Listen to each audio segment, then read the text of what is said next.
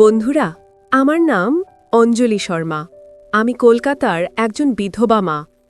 আমি বিধবা হবার পর আমি আমার ছেলেকে সুদীপ্তকে নিয়ে বাকি জীবনটা কাটানোর স্বপ্ন দেখতে লাগলাম। আমার ছেলে পড়ালেখা করে একদিন বড় চাকরি করবে।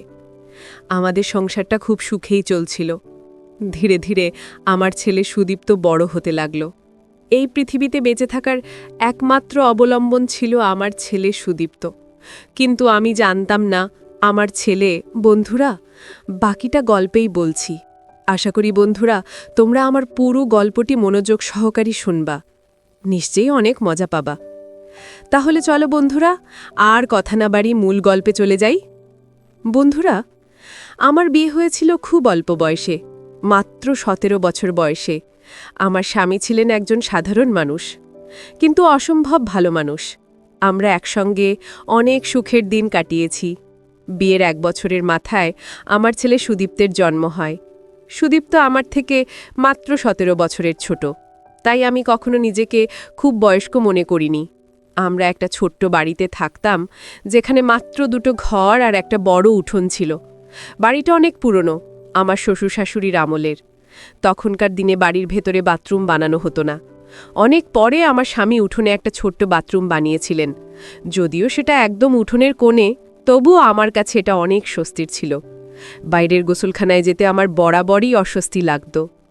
কিন্তু জীবনের সবকিছু যখন ঠিকঠাক চলছিল, তখনই একটা বড় ধাক্কা এলো। আমার স্বামী হঠাৎ অসুস্থ হয়ে পড়লেন, আর কিছুদিনের মধ্যেই তিনি আমাদের ছেড়ে চলে গেলেন। আমার আর সুদীপ্তের জীবনটা যেন এক মুহূর্তে পাল্টে গেল। সুদীপ্ত তখন সবে যুবক হয়েছে। ওর বাবার মৃত্যুর পর বাড়ির সব দায়িত্ব ওর কাঁধে এসে পড়ল। কিন্তু সুদীপ্ত তো কখনো কাজ করেনি। ওর জীবনটা ছিল আনন্দ আর ফুর্তিতে ভরা। ও ভেবেছিল ওর বাবা সারা জীবন সংসার চালাবেন, আর ও শুধু মজা করবে। কিন্তু এই দুর্ঘটনার পর ওকে বাস্তবের মুখোমুখি হতে হলো। আমি দেখতাম ও সব সময় চিন্তায় থাকে, মাঝে মাঝে রেগেও যেত। আমিও ওকে বেশি কিছু বলতাম না, কারণ আমি জানতাম ওর ওপর দিয়ে কী যাচ্ছে। আমাদের বাড়ির অবস্থা তখন খুব একটা ভালো ছিল না। আমার স্বামীর মৃত্যুর পর জানতে পারলাম তার ওপর কিছু ঋণ ছিল। লোকজন এসে টাকা ফেরত চাইত। সুদীপ্ত কোনো রকমে ছোটোখাটো কাজ করে সংসার চালানোর চেষ্টা করত, কিন্তু ওর কোনো স্থায়ী কাজ ছিল না। আমি প্রায়ই ওকে বলতাম, বাবু, তুই একটা ভালো চাকরি খুঁজে নে, তাহলেই সব ঠিক হয়ে যাবে। কিন্তু ও বলতো, মা, আজকাল ভালো চাকরি পাওয়া এত সহজ না।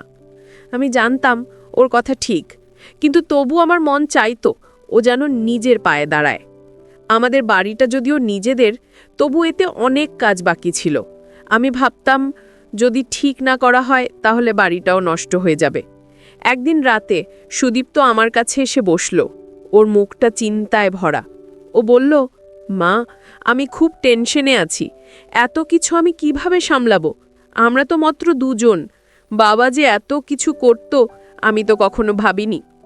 আমি ওকে সান্ত্বনা দিয়ে বললাম, বাবু, আমাদের কপাল ভালো যে বাড়িটা নিজেদের। তুই একটু চেষ্টা কর, সব ঠিক হয়ে যাবে। কিন্তু সুদীপ্তের মনের অস্থিরতা আমি বুঝতে পারছিলাম। ওর চোখে একটা অদ্ভুত চিন্তা দেখেছিলাম, যেটা আমাকে একটু অস্বস্তিতে ফেলেছিল। আমি জানতাম না এই চিন্তা আমাদের জীবনে কী ঝড় নিয়ে আসবে। একদিন আমার বান্ধবী তনুশ্রী আমার বাড়িতে এলো। তনুশ্রী আমার অনেক দিনের বন্ধু। ওর মেয়ে পুতুল, যাকে আমি খুব পছন্দ করতাম। তনুশ্রী এসে বলল, অঞ্জলি, তুই সুদীপ্তকে একটু সামলা। ও যাদের সঙ্গে মিশছে তারা ভালো লোক নয়। আমি অবাক হয়ে বললাম, কেন, কি হয়েছে? তনুশ্রী বলল, ওর এক বন্ধু এলাকায় খারাপ কাজে জড়িয়ে পড়েছে। আমার ভয় হচ্ছে সুদীপ্তও যেন ওদের সঙ্গে না জড়ায়। আমি বললাম, না, আমার সুদীপ্ত এমন নয়। কিন্তু তনুশ্রীর কথা আমার মনে একটা খটকা লাগিয়ে দিল। আমি ভাবতে লাগলাম, সুদীপ্ত কি সত্যিই কোনো ভুল পথে যাচ্ছে? এদিকে আমার নিজের মনেও একটা অদ্ভুত ভয় কাজ করছিল। স্বামীর মৃত্যুর পর থেকে আমার মনে হতো বাড়ির চারপাশে মাঝে মাঝে কেউ যেন ঘোরাঘুরি করছে। প্রথমে ভেবেছিলাম এটা আমার মনের ভুল, কিন্তু একদিন সন্ধ্যায় আমি স্পষ্ট শুনলাম কেউ যেন বাইরে হাঁটছে। আমি তাড়াতাড়ি বাইরে বেরিয়ে দেখলাম, কিন্তু কেউ ছিল না। আমার মনের ভয় আরও বেড়ে গেল। আমি সুদীপ্তকে এই কথা বলতে চাইলাম, কিন্তু ওর রাগী মেজাজের কথা ভেবে চুপ করে গেলাম। সেই রাতে আমি বিছানায় শুয়ে ভাবছিলাম, এই সব কী হচ্ছে? আমার ছেলে কি সত্যিই কোনো ভুল পথে যাচ্ছে, নাকি আমার মনের ভুল? আমার বান্ধবীর কথা আর আমার নিজের ভয় আমাকে অস্থির করে তুলছিল। আমি জানতাম না এই ভয় আমাকে কোথায় নিয়ে যাবে, কিন্তু আমি ঠিক করলাম আমি এর পেছনের সত্যিটা জানবই। সুদীপ্তের ওপর আমার সন্দেহটা ক্রমশ বাড়ছিল। ওর মেজাদের পরিবর্তন, তনুশ্রীর কথা আর আমার নিজের মনে হওয়া সেই অদ্ভুত অনুভূতি, সব মিলিয়ে আমার মাথায় একটা ঝড় চলছিল। আমি ঠিক করলাম এই সবের পেছনের সত্যিটা আমাকে জানতেই হবে, কিন্তু কিভাবে শুরু করব সেটা ভেবে পাচ্ছিলাম না। আমার মন বলছিল সুদীপ্তের সঙ্গে খোলাখুলি কথা বলা উচিত, কিন্তু ওর রাগী মেজাজ আর ওর ওপর আমার সন্দেহ আমাকে দ্বিধায় ফেলে দিচ্ছিল। আমি চাইছিলাম না ও মনে করে আমি ওকে অবিশ্বাস করছি, তবু আমার মনের শান্তির জন্য কিছু একটা করা দরকার ছিল। একদিন সকালে সুদীপ্ত বাড়ি থেকে বেরিয়ে গেল। ওর ঘরে গিয়ে দেখলাম ওর ফোনটা বিছানায় পড়ে আছে। আমার মনের মধ্যে একটা কৌতূহল জাগল। আমি জানি ছেলের ফোন চেক করা ঠিক না, কিন্তু আমার মনের অস্থিরতা আমাকে থামতে দিল না। আমি ফোনটা হাতে নিলাম। ভাগ্য ভালো ফোনটা লক করা ছিল না। আমি গ্যালারি খুলে দেখলাম, কিন্তু কিছুই পেলাম না। কোনো ছবি বা ভিডিও ছিল না যেটা আমার সন্দেহকে বাড়িয়ে তুলবে। তবু আমার মন শান্ত হলো না। আমি ভাবলাম হয়তো ও ফোনটা পরিষ্কার রাখে, কিন্তু তাহলে আমার মনে সেই অদ্ভুত ভয় কেন হচ্ছে? সেদিন দুপুরে তনুশ্রী আবার এলো। ওর মুখে সেই একই চিন্তা। ও বলল, অঞ্জলি, আমি শুনলাম সুদীপ্তের বন্ধুদের মধ্যে একজন কি সব খারাপ কাজে জড়িয়েছে। তুই ওকে একটু বোঝা, ও যেন ভুল পথে না যায়। আমি বললাম, তনুশ্রী, তুই বারবার এই কথা বলছিস। আমার ছেলে এমন না। তুই কি কিছু জানিস যেটা আমাকে বলছিস না? তনুশ্রী একটু ইতস্তত করে বলল, না, ঠিক তেমন কিছু না। শুধু শুনেছি ওর বন্ধুরা মোবাইল নিয়ে অদ্ভুত সব কাজ করছে। আমি শুধু তোকে সাবধান করছি। তনুশ্রীর কথা শুনে আমার মন আরও ভারী হয়ে গেল। আমি ভাবলাম, এই কাজের কথা কি হতে পারে? আমার সেই ভয়ের সঙ্গে কি এর কোনো যোগাযোগ আছে? সন্ধ্যায় সুদীপ্ত বাড়ি ফিরল। আমি ওকে ডেকে বললাম, বাবু, তুই কাদের সঙ্গে মিশিস আমাকে একটু বল। সুদীপ্ত একটু বিরক্ত হয়ে বলল, মা, তুমি এসব কেন জানতে চাও? আমি তো আমার বন্ধুদের সঙ্গেই থাকি, তারা সবাই ভালো। আমি বললাম, তুই যে বললি চাকরি পাওয়া সহজ না, তাহলে তুই কি করছিস? কোনো কাজের খোঁজ পেলি? সুদীপ্ত বলল, মা, আমি চেষ্টা করছি, কিন্তু সবকিছু এত সহজ না, তুমি চিন্তা করো না। ওর কথায় আমার মনে একটা অস্বস্তি রয়ে গেল। আমি বুঝতে পারছিলাম ও আমার সঙ্গে সব কথা খোলাখুলি বলছে না। পরের দিন সকালে আমি আবার গোসলখানায় গেলাম।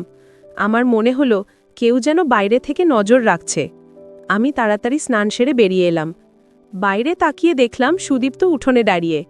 আমি ওকে জিজ্ঞেস করলাম, তুই এখানে কি করছিস?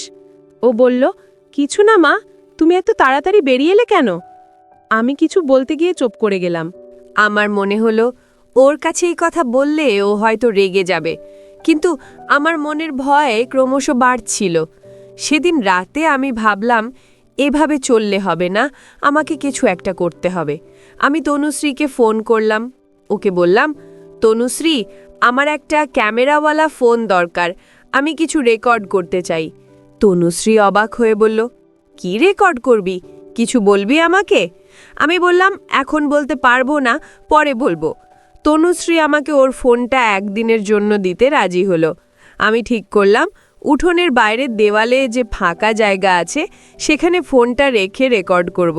যদি কেউ সত্যি আশেপাশে ঘোরাঘুরি করে তাহলে আমি প্রমাণ পেয়ে যাব। পরের দিন আমি তনুশ্রীর ফোনটা নিয়ে গোসলখানার সেই নির্দিষ্ট স্থানটিতে গেলাম। রেকর্ডিং চালু করে আমি আমার দৈনন্দিন কাজে ব্যস্ত হলাম। বেশ কিছুক্ষণ পর আমি রেকর্ডিংটি পরীক্ষা করলাম, কিন্তু রেকর্ডিংয়ে কিছুই ছিল না। কোনো লোক, কোনো আওয়াজ, কিছুই না। আমি হতাশ হয়ে পড়লাম। আমার মনে হলো হয়তো এটা সত্যি আমার মনের ভুল, কিন্তু তবু আমার মন শান্ত হচ্ছিল না। সেই রাতে সুদীপ্ত বাড়ি ফিরল। ওকে দেখে মনে হলো ও খুব চিন্তিত। আমি ওকে জিজ্ঞেস করলাম, কি হয়েছে বাবু, তুই এত চিন্তিত কেন? ও বলল, কিছু না মা, শুধু একটু কাজের চাপ। আমি আর কিছু জিজ্ঞেস করলাম না, কিন্তু আমার মনে একটা সন্দেহ গেঁথে গেল। সুদীপ্ত কি কিছু লুকোচ্ছে? আমার ভয় আর সন্দেহ আমাকে ক্রমশ অস্থির করে তুলছিল। আমি ঠিক করলাম, আমি এই রহস্যের সমাধান বের করতে হবে। সুদীপ্তের আচরণ আমাকে ক্রমশ অস্থির করে তুলছিল। ওর মুখে সেই চিন্তিত ভাব আর আমার প্রশ্নের উত্তরে ওর অস্পষ্ট কথাবার্তা আমার সন্দেহকে আরও বাড়িয়ে দিচ্ছিল। আমি তনুশ্রীর ফোন দিয়ে রেকর্ড করার চেষ্টা করেছিলাম, কিন্তু কিছুই পাইনি। তবু আমার মন বলছিল কিছু একটা ঘটছে যেটা আমি ধরতে পারছি না। আমি ঠিক করলাম, এবার আমি সুদীপ্তের উপর একটু নজর রাখব। ও কোথায় যায়, কাদের সঙ্গে মেশে, সেটা জানা দরকার। একদিন সকালে সুদীপ্ত বাড়ি থেকে বেরিয়ে গেল। আমি ওর পেছন পেছন যাওয়ার কথা ভাবলাম, কিন্তু তারপর মনে হলো এইটা ঠিক হবে না। ও যদি আমাকে দেখে ফেলে তাহলে হয়তো রেগে যাবে। তাই আমি তনুশ্রীকে ফোন করলাম। ওকে বললাম, তনুশ্রী, তুই কি জানিস সুদীপ্ত কোথায় যায়? ওর বন্ধুদের মধ্যে কারা কারা আছে? তনুশ্রী বলল, অঞ্জলি, আমি তোকে আগেই বলেছি ওর কিছু বন্ধু ভালো নয়। আমি শুনেছি ওরা কি সব ব্যবসার কথা বলে। তুই ওকে একটু বোঝা। আমি বললাম, তুই কি কিছু জানিস? আমাকে স্পষ্ট করে বল। তনুশ্রী একটু চুপ করে বলল, আমি ঠিক জানি না, কিন্তু শুনেছি ওরা ভিডিও সংক্রান্ত কিছু কাজ করে। তুই সাবধানে থাক। তনুশ্রীর কথা আমার মনে আরও ভয় ঢুকিয়ে দিল। আমি ভাবলাম, এই ভিডিওর কথা কি হতে পারে? আমার মনে যে অস্বস্তি জমছে, তার সঙ্গে কি এর কোনো যোগাযোগ আছে? আমি ঠিক করলাম, এবার আমি বাড়ির আশেপাশের পরিবেশটা ভালো করে খেয়াল করব। বাথরুমের দেওয়ালে যে ফাঁকা জায়গা ছিল সেটা বেশ উঁচুতে। আমি একটা চেয়ার নিয়ে উঠে দেখলাম সেখান থেকে বাইরের গলিটা স্পষ্ট দেখা যায়। আমি একটা পর্দা দিয়ে জায়গাটা ঢেকে দিলাম। ভাবলাম এবার হয়তো আমার ভয় কমবে, কিন্তু পরের দিন আমি দেখলাম পর্দাটা সরে গেছে। আমার মনের ভয় আরও বেড়ে গেল। আমি তাড়াতাড়ি উঠে বাইরে বেরিয়ে এলাম। উঠোনে সুদীপ্ত দাঁড়িয়েছিল। আমি ওকে জিজ্ঞেস করলাম, তুই এখানে কি করছিস? তুই কি পর্দাটা সরিয়েছিস? সুদীপ্ত অবাক হয়ে বলল, মা, কি বলছো তুমি? আমি কেন পর্দা সরাবো? আমি তো এইমাত্র বাইরে থেকে এলাম। ওর কথায় আমার মনে একটা সন্দেহ জাগল। ও যদি সত্যি বাইরে থেকে এসে থাকে, তাহলে পর্দা কে সরালো? সেদিন রাতে আমি সুদীপ্তের সঙ্গে কথা বলার চেষ্টা করলাম। বললাম, বাবু, তুই যদি কোনো সমস্যায় থাকিস আমাকে বল। আমি তোর মা, আমি তোকে বুঝব। সুদীপ্ত বলল, মা, আমার কোনো সমস্যা নেই, তুমি শুধু শুধু চিন্তা করছো।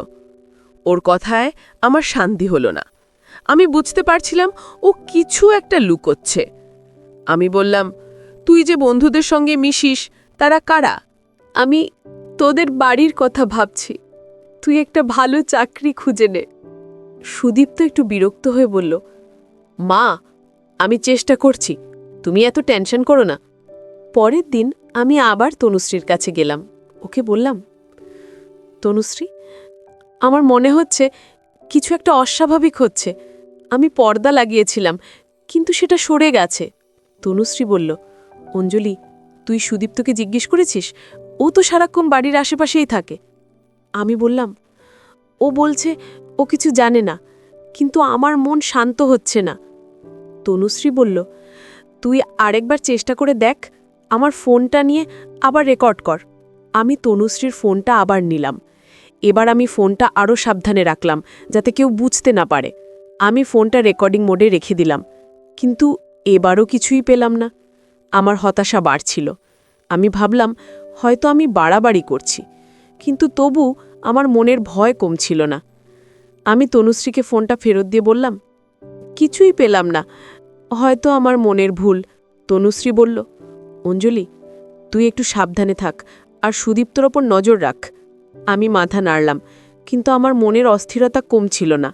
সেই রাতে আমি সুদীপ্তর ফোনটা আবার চেক করার কথা ভাবলাম, কিন্তু ও ফোনটা নিয়ে ঘুমিয়ে পড়েছিল। আমি ওর ঘরে গিয়ে দেখলাম ও গভীর ঘুমে। আমি ফোনটা হাতে নিলাম, কিন্তু এবারও কিছু পেলাম না। আমার মনে হলো আমি হয়তো ওকে ভুল বুঝছি, কিন্তু তবু আমার মনের কোণে একটা সন্দেহ রয়ে গেল। আমি ঠিক করলাম আমি এই রহস্যের সমাধান না করে ছাড়ব না। আমার মনের অস্থিরতা ক্রমশ বাড়ছিল। সুদীপ্তর ওপর আমার সন্দেহ কমছিল না, তবে আমি এটাও বুঝতে পারছিলাম যে ওকে সরাসরি দোষ দেওয়া ঠিক হবে না। আমার মনে হচ্ছিল আমি হয়তো বাড়াবাড়ি করছি, কিন্তু বাড়ির ওই নির্দিষ্ট জায়গাটির কাছে থাকাকালীন সেই অদ্ভুত অনুভূতি আমাকে শান্তি দিচ্ছিল না। আমি ঠিক করলাম এবার আমি আরও সাবধানে পরীক্ষা করব। সুদীপ্তের ব্যবহারের উপর নজর রাখার পাশাপাশি আমি বাড়ির আশেপাশেও খেয়াল রাখব। একদিন সকালে আমি উঠোনে কাজ করছিলাম। সুদীপ্ত তখন বাড়িতে ছিল না। আমি বাথরুমের কাছাকাছি গিয়ে দেখলাম দেওয়ালের ফাঁকা জায়গাটার কাছে কিছু পায়ের ছাপ রয়েছে। আমার মনটা ধক করে উঠল। এটা কি কাকতালীয়, নাকি সত্যি কেউ এখানে দাঁড়িয়েছিল? আমি পায়ের ছাপগুলো ভালো করে দেখলাম। সেগুলো মনে হলো কারো জুতোর ছাপ। আমি ভাবলাম এটা সুদীপ্তের হতে পারে না, কারণ ও তো বাড়িতে থাকলে চটি পড়ে। আমি ঠিক করলাম এই ছাপের কথা আমি কাউকে বলবো না, তবে নজর রাখব। সেদিন বিকেলে তনুশ্রী আবার এলো। ওকে দেখে আমার মনটা একটু হালকা হলো। আমি ওকে পায়ের ছাপের কথা বললাম। তনুশ্রী বলল, অঞ্জলি, তুই নিশ্চিত এটা সুদীপ্তের নয়? তুই ওকে জিজ্ঞেস করেছিস? আমি বললাম, না, আমি ওকে কিছু বলিনি। আমি চাই না ও মনে করে আমি ওকে সন্দেহ করছি। তনুশ্রী বলল, তুই একটু সাবধানে থাক। আমি শুনেছি আমাদের কলোনিতে কিছু লোক এমন কাজ করে যারা গোপনে মানুষের বাড়ির কাছে ঘোরাফেরা করে। তুই সুদীপ্তকে বলে বাথরুমের ফাঁকা জায়গাটা বন্ধ করিয়ে দে। আমি বললাম, টাকার অভাবে এখনই সেটা সম্ভব নয়, তবে আমি চেষ্টা করছি। সন্ধ্যায় সুদীপ্ত বাড়ি ফিরল। আমি ওকে ডেকে বললাম, বাবু, আমাদের গোসলখানার বাইরের দেওয়ালে যে ফাঁকা জায়গা আছে ওটা বন্ধ করা দরকার। আমার মনে হয় ওটা দিয়ে বাইরে থেকে নজর রাখা সম্ভব। সুদীপ্ত একটু অবাক হয়ে বলল, মা, তুমি এত চিন্তা করছো কেন? ওটা তো অনেক উঁচুতে, কেউ ওখান থেকে দেখবে না। আমি বললাম, তবু আমার মন শান্ত হচ্ছে না, তুই একটু দেখ। সুদীপ্ত বলল, ঠিক আছে মা, আমি দেখছি। কিন্তু ওর কথায় আমার মনে হলো ও ব্যাপারটা হালকাভাবে নিচ্ছে। আমার সন্দেহ আরও বাড়ল। পরের দিন আমি আবার বাথরুমে গেলাম। এবার আমি আরও সাবধানে পর্দাটা লাগালাম, যাতে কেউ সরাতে না পারে। আমি খুব সতর্ক ছিলাম, কিন্তু এবারও সেই অদ্ভুত অনুভূতি। আমি তাড়াতাড়ি বেরিয়ে এসে দেখলাম পর্দাটা ঠিকই আছে, কিন্তু বাইরে গলিতে কিছু লোকের কথাবার্তার আওয়াজ পেলাম। আমি জানালা দিয়ে দেখলাম দুজন যুবক গলির মুখে দাঁড়িয়ে কথা বলছে। আমার মনে হলো এরা হয়তো আমাদের বাড়ির দিকে নজর রাখছে। আমি ভয় পেয়ে গেলাম। সেদিন রাতে আমি সুদীপ্তকে বললাম, বাবু, আমি গলিতে কিছু লোক দেখলাম, তারা আমাদের বাড়ির দিকে তাকাচ্ছিল। তুই কি কিছু জানিস? সুদীপ্ত বলল, মা, তুমি বাড়াবাড়ি করছো। গলিতে তো লোকজন থাকবেই, তারা হয়তো শুধু কথা বলছিল। আমি বললাম, তুই একটু খোঁজ নে, আমার মন শান্ত হচ্ছে না। সুদীপ্ত একটু বিরক্ত হয়ে বলল, ঠিক আছে মা, আমি দেখব। কিন্তু ওর মুখের ভাব দেখে আমার মনে হলো ও আমার কথা গুরুত্ব দিচ্ছে না। পরের দিন আমি তনুশ্রীর কাছে গিয়ে বললাম, তনুশ্রী, আমি এবার নিশ্চিত কেউ আমাদের বাড়ির দিকে নজর রাখছে। আমি গলিতে লোক দেখেছি। তনুশ্রী বলল, অঞ্জলি, তুই পুলিশের কাছে যাবি নাকি আমি আমার ভাইকে বলবো ও একটু দেখুক? আমি বললাম, না, এখনই পুলিশের কাছে যাব না, আমি নিজে আর একটু দেখতে চাই। তনুশ্রী বলল, তুই সাবধানে থাকিস, আর সুদীপ্তকে বলো যেন বাড়ির আশেপাশে নজর রাখে। আমি মাথা নাড়লাম, কিন্তু আমার মনে একটা ভয় গেঁথে গেল। সেই রাতে আমি সুদীপ্তের সঙ্গে আরেকবার কথা বললাম, বাবু, তুই যদি কিছু জানিস আমাকে বল, আমি তোর মা, আমি তোকে বুঝব। সুদীপ্ত বলল, মা, আমি কিচ্ছু জানি না, তুমি শুধু শুধু টেনশন করছো। আমি কাল থেকে বাড়ির আশেপাশে নজর রাখব। ওর কথায় আমার মন একটু শান্ত হলো, কিন্তু পুরোপুরি নয়। আমি ঠিক করলাম আমি নিজেই রহস্যের সমাধান খুঁজে বের করব। সুদীপ্তের কথায় আমার মন একটু শান্ত হলেও পুরোপুরি নিশ্চিন্ত হতে পারছিলাম না। আমি ঠিক করলাম এবার আমি নিজেই বাড়ির আশেপাশে আরও সতর্কভাবে নজর রাখব। আমার মনে সন্দেহের বীজটা গেঁথে গিয়েছিল, আর তনুশ্রীর কথাগুলো তাকে আরও বাড়িয়ে তুলছিল। আমি সুদীপ্তের উপর ভরসা রাখতে চাইছিলাম, কিন্তু আমার ভয় আমাকে বারবার পিছিয়ে টানছিল। আমি ঠিক করলাম আমি বাড়ির বাইরে আশেপাশের ফাঁকা জায়গাগুলোর দিকে আরও নজর দেব।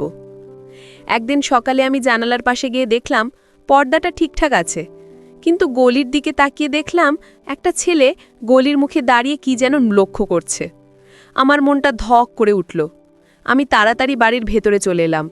আমার মনে হলো এটা আর কাকতালীয় হতে পারে না। আমি তনুশ্রীকে ফোন করলাম, বললাম, তনুশ্রী, আমি আজ গলিতে একটা ছেলেকে দেখলাম, ও আমাদের বাড়ির দিকে তাকাচ্ছিল, আমার খুব ভয় করছে। তনুশ্রী বলল, অঞ্জলি, তুই সুদীপ্তকে বলেছিস? ওকে বল ও যেন গলিতে নজর রাখে। আমি বললাম, ওকে বলেছি, কিন্তু ও যেন আমার কথা গুরুত্ব দিচ্ছে না। সেদিন বিকেলে সুদীপ্ত বাড়ি ফিরল। আমি ওকে ডেকে বললাম, বাবু, আমি আজ গলিতে একটা ছেলেকে দেখলাম, ও আমাদের বাড়ির দিকে তাকাচ্ছিল, তুই একটু খোঁজ নে। সুদীপ্তলা একটু গম্ভীর হয়ে বলল, মা, তুমি এত ভয় পাচ্ছ কেন? আমি তো বলেছি আমি দেখব। আমি বললাম, তুই দেখছিস না, আমি প্রতিদিন ভয় ভয় থাকি, তুই কিছু কর। সুদীপ্ত বলল, ঠিক আছে মা, আমি কাল থেকে গলিতে নজর রাখব। ওর কথায় আমার মনে একটু আশা জাগল, কিন্তু আমি এখনো পুরোপুরি নিশ্চিত ছিলাম না। পরের দিন আমি ঘরের দরজা জানালা ভালোভাবে চেক করলাম। বাইরে সব স্বাভাবিক লাগছিল। আমি নিজের কাজে ব্যস্ত হয়ে পড়লাম, কিন্তু ভেতরে ভেতরে অদ্ভুত এক অনুভূতি লয়ে গেল। কিছুক্ষণ পর বাইরে এসে দেখলাম সুদীপ্ত উঠোনে দাঁড়িয়ে। আমি ওকে জিজ্ঞেস করলাম, তুই এখানে কি করছিস? সুদীপ্ত বলল, মা, আমি তো বলেছি আমি নজর রাখছি, তুমি চিন্তা করো না। কিন্তু ওর কথায় আমার মনে একটা অস্বস্তি রয়ে গেল। মনে হলো ও হয়তো কিছু লুকোচ্ছে। সেদিন রাতে আমি তনুশ্রীর সঙ্গে কথা বললাম। ওকে বললাম, তনুশ্রী, আমি সুদীপ্তের উপর আর ভরসা করতে পারছি না, ও আমার কথা গুরুত্ব দিচ্ছে না, আমি কি করব? তনুশ্রী বলল, অঞ্জলি, তুই একটা ছোট ক্যামেরা লাগিয়ে দেখ, আজকাল এমন ক্যামেরা পাওয়া যায় যেগুলো লুকিয়ে রাখা যায়। আমি বললাম, কিন্তু আমার কাছে এত টাকা নেই, আর আমি এসব ব্যাপারে কিছু জানিও না। তনুশ্রী বলল, আমার ভাইয়ের একটা পুরনো ক্যামেরা আছে, আমি ওকে বলে দেখি যদি সেটা তোকে দেওয়া যায়। আমি তনুশ্রীর কথায় একটু আশ্বস্ত হলাম। পরের দিন তনুশ্রী আমাকে একটা ছোট ক্যামেরা এনে দিল। ও বলল, এটা আমার ভাইয়ের, তুই এটা বাড়ির বাইরে এমনভাবে লাগিয়ে দেখ যাতে আশেপাশের গলিটা দেখা যায়। আমি ক্যামেরাটা নিয়ে বাড়ি ফিরলাম। আমি খুব সাবধানে ক্যামেরাটা এমন জায়গায় বসালাম যেখান থেকে বাইরের দৃশ্য ধরা পড়ে। তারপর স্বাভাবিকভাবে নিজের কাজে মন দিলাম। এবার আমার মনে একটু আশা জাগল। আমি ভাবলাম, এবার হয়তো আমি জানতে পারবো কে বারবার আমাদের বাড়ির আশেপাশে ঘোরাফেরা করছে। সন্ধ্যায় আমি ক্যামেরার রেকর্ডিং চেক করলাম, কিন্তু সেখানে কিছুই ছিল না, শুধু গলির ফাঁকা দৃশ্য। আমার মনটা আবার ভেঙে পড়ল। আমি ভাবলাম আমি হয়তো সত্যিই বাড়াবাড়ি করছি, কিন্তু তবু মন শান্ত হচ্ছিল না। আমি তনুশ্রীকে ফোন করে বললাম, কিছুই পেলাম না, আমার মনে হয় আমি অযথা ভয় পাচ্ছি। তনুশ্রী বলল, অঞ্জলি, তুই হাল ছাড়িস না, আরেকটু চেষ্টা কর। সেই রাতে সুদীপ্ত বাড়ি ফিরল। আমি ওকে বললাম, বাবু, তুই কি গলিতে কাউকে দেখেছিস? আমি ক্যামেরা লাগিয়েছি, কিন্তু কিছুই পাইনি। সুদীপ্ত এবার একটু চমকে উঠল, বলল, মা, তুমি ক্যামেরা লাগিয়েছ? কেন? তুমি এত ভয় পাচ্ছ কেন? আমি বললাম, আমার মনে হয় কেউ আমাদের বাড়ির দিকে নজর রাখছে, তুই কিছু কর। সুদীপ্ত বলল, ঠিক আছে মা, আমি কাল থেকে আরও সাবধানে নজর রাখব। ওর কথায় আমার মনে একটু আশা জাগল, কিন্তু আমার সন্দেহ এখনও কাটছিল না। সুদীপ্তের কথায় আমার মনে একটু আশা জাগলেও আমার সন্দেহ এখনও পুরোপুরি কাটছিল না। আমি বুঝতে পারছিলাম আমার ভয়টা শুধু মনের ভুল নয়, কিন্তু প্রমাণ ছাড়া আমি কিছুই করতে পারছিলাম না। আমি ঠিক করলাম এবার আমি আরও সাবধানে কাজ করব। ক্যামেরাটা আমি আবার লাগাবো, কিন্তু এবার গলির দিকে আরও ভালোভাবে নজর রাখব। আমার মনে হচ্ছিল যে এই কাজ করছে সেই নিশ্চয়ই আমাদের বাড়ির আশেপাশে ঘোরাফেরা করে। সকালে আমি ক্যামেরাটা আবার দেয়ালের একপাশে লাগালাম। এবার আমি এমনভাবে রাখলাম যাতে গলির একটা বড় অংশ দেখা যায়। আমি নিজের কাজে ব্যস্ত হলাম, কিন্তু সারাক্ষণ আমার মন ছিল ক্যামেরার দিকে। কাজ শেষে আমি তাড়াতাড়ি বেরিয়ে ক্যামেরাটা চেক করলাম। এবার রেকর্ডিংয়ে আমি কিছু দেখতে পেলাম। গলিতে একটা ছেলে দাঁড়িয়েছিল, আর সে দেয়ালের দিকে তাকাচ্ছিল। আমার হৃৎপিণ্ড দ্রুত চলতে শুরু করল। আমি নিশ্চিত হলাম আমার ভয়টা মিথ্যে নয়। আমি তনুশ্রীকে ফোন করে বললাম, তনুশ্রী, আমি ক্যামেরায় একটা ছেলেকে দেখেছি, সে আমাদের বাড়ির দিকে তাকাচ্ছিল, আমি এখন কি করব?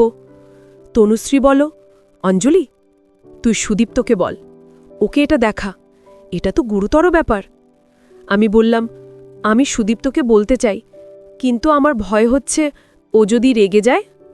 তনুশ্রী বলল, তুই ওকে বিশ্বাস কর, ও তোর ছেলে, ও নিশ্চয়ই কিছু করবে। আমি মাথা নাড়লাম, কিন্তু আমার মনে একটা দ্বিধা ছিল। আমি সুদীপ্তকে কি সত্যিই সব বলবো? সন্ধ্যায় সুদীপ্ত বাড়ি ফিরল। আমি ওকে ডেকে বললাম, বাবু, আমি ক্যামেরায় কিছু দেখেছি। গলিতে একটা ছেলে আমাদের বাড়ির দিকে তাকাচ্ছিল, আমার খুব ভয় করছে। সুদীপ্ত এবার গম্ভীর হয়ে গেল, বলল, মা, তুমি কি দেখেছ? আমাকে রেকর্ডিংটা দেখাও। আমি ওকে ক্যামেরার ফুটেজটা দেখালাম। সুদীপ্ত মন দিয়ে দেখল, তারপর বলল, মা, আমি এই ছেলেকে চিনি, ও আমাদের কলোনিরই একজন, আমি খোঁজ নেব, তুমি চিন্তা করো না। ওর কথায় আমার মনে একটু শান্তি হলো, কিন্তু আমি এখনও পুরোপুরি নিশ্চিন্ত ছিলাম না। পরের দিন সুদীপ্ত সকালেই বেরিয়ে গেল। আমি বাড়িতে একা ছিলাম। আমি ভাবলাম আমি নিজেও গলিতে একটু নজর রাখব। আমি জানালা দিয়ে দেখলাম গলিতে কেউ ছিল না, কিন্তু আমার মনে হলো যে এই কাজ করছে সে খুব চালাক। আমি ঠিক করলাম আমি ক্যামেরাটা আরেকটু ভালোভাবে লাগাবো। আমি তনুশ্রীর ভাইকে ফোন করে বললাম, তোমার ক্যামেরাটা আমাকে আরেকটু দিন দাও, আমি আরও নিশ্চিত হতে চাই। ও রাজি হলো। সেদিন রাতে সুদীপ্ত বাড়ি ফিরল। আমি ওকে জিজ্ঞেস করলাম, বাবু, তুই কিছু জানতে পারলি? সুদীপ্ত বলল, মা, আমি কয়েকজনের সঙ্গে কথা বলেছি। যে ছেলেটাকে তুমি দেখেছ ওর নাম রাজস্বী রায়। ওর সম্পর্কে কিছু খারাপ কথা শুনেছি, আমি ওর উপর নজর রাখব। আমি বললাম, তুই সাবধানে থাকিস, আমি চাই না তুই কোনো ঝামেলায় জড়াস। সুদীপ্ত বলল, মা, তুমি চিন্তা করো না, আমি ঠিক করব। ওর কথায় আমার মনে একটু ভরসা জাগল।